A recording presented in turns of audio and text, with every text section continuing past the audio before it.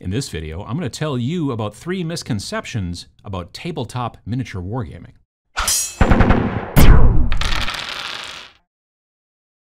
Some of the worst places on the internet are the comment sections, specifically Facebook. It's one of the worst.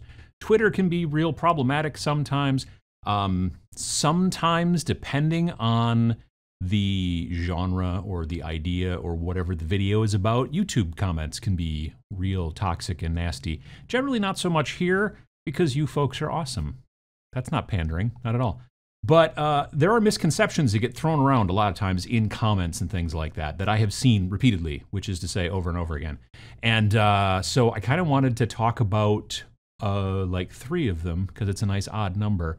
And I want to mention them here, and hopefully I can enlighten some of you. Some of you are going to be like, oh yeah, no, I knew that. But a lot of people don't know that because that's why they're misconceptions. One that I see thrown around a lot, frankly, is that the majority of tabletop miniatures wargaming folks play at stores and tournaments.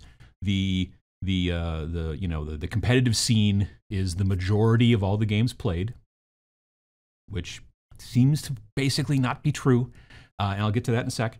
But also, and people will say stuff like, well, yeah, but you can't, you always have to constantly keep up with the newest FAQs and the newest versions, which is why we're always chasing that stuff. And I'm like, but it's your game. If you and your friends want to play, the old version of the game, you can do that. Or if you don't like a rule, you can change it. But then the answer is always like, yeah, but if I go to the store to play there, those people won't play the same way. They'll have to play with, and as it turns out, sure, games get played at stores, certainly. Obviously, not so much in the last 14 months, but in the before times, games get played at stores. Games of tabletop miniature wargaming, okay, mainly just Games Workshop stuff, and maybe a little bit of this here and that there, but for the most part, it's Games Workshop stuff, gets played at stores. True, but a lot more of it gets played at home. When I first got into 40K, back in 5th edition, I would go to my friend John's house to play, and we played there for a year and a half, and I never went to play once at a store. Now, obviously, that's anecdotal, that's just me, but as I've been talking to more and more people over the 8+ years of doing just this channel, and the years and years and years and years of being a tabletop gamer, I know that the majority of the games that get played in any given day, any given week, any given month, get played in people's homes, people's basements, people's garages, that kind of stuff. Sure, there are games at stores, there are tournaments and things like that, but the majority of the games get played at people's houses. Number of years ago, and this is another facet of the tabletop gaming hobby, not necessarily wargaming, miniature wargaming. It's collectible card games, but I'll explain it. I've told this story, I think, before on a live show. I went to a seminar for distributors. I went with a friend of mine who owns a store, and we went and you go to a bunch of different seminars from different manufacturers and stuff like that, and it's held by the distributor and it's a whole thing. And there's good snacks too, so, Anyway, we were sitting in a seminar for Wizards of the Coast, the company that makes Magic the Gathering, and amongst other things. But this particular seminar was about Magic the Gathering. So they had a person from that particular segment of the brand within the organization, whatever. I don't frankly remember his name. He did show up real late to this 8 o'clock meeting, and I think he was hungover, or maybe just ill. But anyway, yeah, he showed up like 15 minutes late. Anyway, he told us something that in that room of folks, predominantly all store owners or people who work at stores, those people gasped audibly when he gave them this little factoid. And he said that over the last 25 years, Wizards of the Coast has been doing everything in their power to survey and discover and to figure out where people are playing Magic the Gathering specifically. And they've spent a bunch of money, and they've done a lot of surveying and a lot of just a lot of different things. Obviously, they can't push a button and know, because it's not like a video game. You can't check, internet protocol addresses, IP addresses, all that kind of stuff. You have to kind of figure this stuff out through, again, like surveys and this and that and other thing. And over 25 years, they've determined that of all the people who buy Magic cards, 95% of them never play in a store.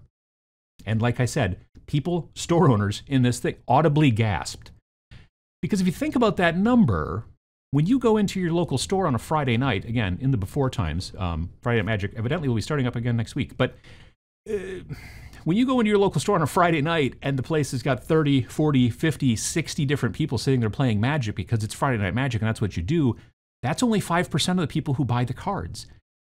The majority of the people who are playing Magic are playing at home. If you've played Magic, I bet you've probably played, unless you're within that 5%, you've probably played far more games at home than you have played at a tournament or at, your local shop, even for something like Friday Night Magic. And there is no such thing as Friday Night Magic specifically within the realm of tabletop wargaming. Stores do different things to try to get people to come in and play on certain nights and things like that or whatever, but the majority of play, and if you say no, I haven't played a game at home in years at anyone's house, it's only ever at stores, you're in the outlier from everybody that I've talked to and people I've talked to in the industry. The majority of the people play at home. So you can play the way that you want, you can do the things you want, you can proxy the stuff you want, and not have to worry about all this kind of stuff that gets thrown around in the comments section about like, no, you got to play it this way, or you got to do this, or you got to make sure you follow the FAQ, and they're going to change this, and it's going to hurt everything. If you don't like the rules, don't play that way. I got a friend, we stopped playing, or just technically never started playing version 2.0 of Star Wars X-Wing. We just still played the original game, and we're fine with it. We like it. Here's another misconception, and this is one that I held for a number of years until just recently. And that is, so there are 4 genres within tabletop gaming. You've got your board games, which include board games, and also games that are like card games, but they're not collectible card games. They're the ones where you buy a box and you get a bunch of stuff in there, like the living card games and stuff like that. Dominion, Netrunner, although they don't make Netrunner anymore, but those types of games. And then there's also dice games. They're like not collectible dice games, but you get these dice and you almost build a deck out of dice. They're kind of few and far between, but they're still lumped in with board games overall, okay?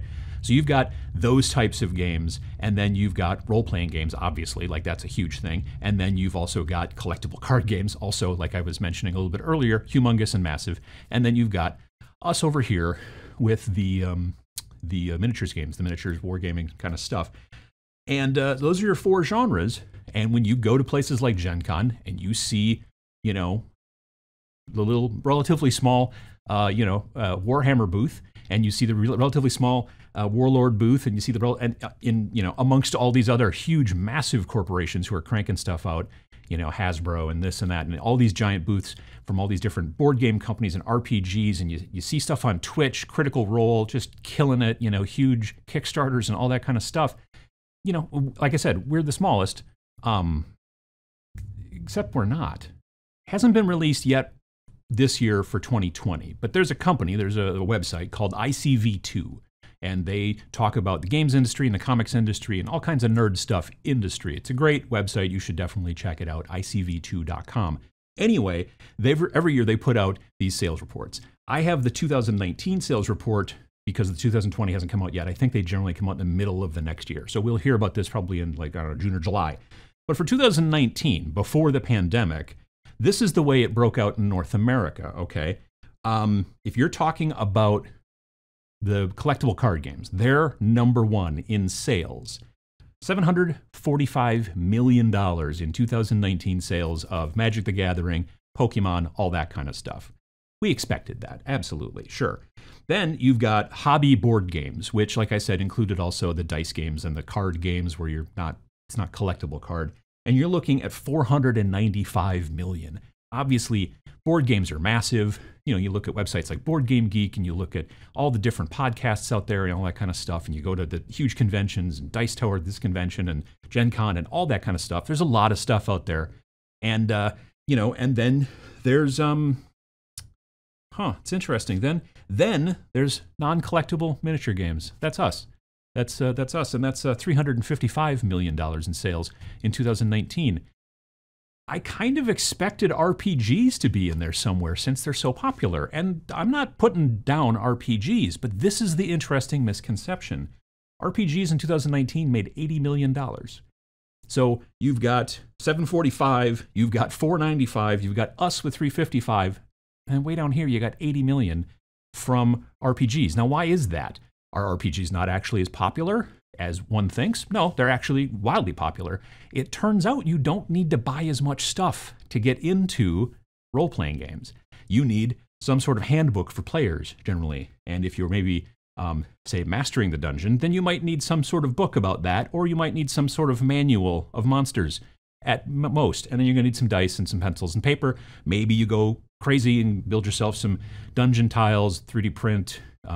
What's that company? Dwarven Forge that does the nice ones that are all pre-painted for you. Maybe you have some miniatures, that kind of stuff. But in comparison to our stuff, when you get down to number of players, there's maybe fewer players within tabletop wargaming miniatures, but we spend a lot more than the role-playing folks do. So the idea that we're the smallest of the 4 genres within tabletop gaming, if you look at sales, we're not. We're nearly up there with board gaming, and who knows what it's going to look like in 2020. Like 2019, that's taking into consideration Warhammer 40,000 8th edition, but you know, 2020 was 9th edition and also Indomitus, and so, you know, we could eventually even go ahead of board games, still under Magic the Gathering. I get that, but it's interesting to see that kind of sales information. The last misconception is something I just kind of came across online recently. I was watching a video, and they were talking about miniatures agnostic games. You've probably heard that term. I've talked about it a bunch lately. Miniatures agnostic games. Think of Zona Alpha. When I talk about Zona Alpha, that's miniatures agnostic. Games like Star Breach, which I enjoy, Planet 28, that kind of stuff.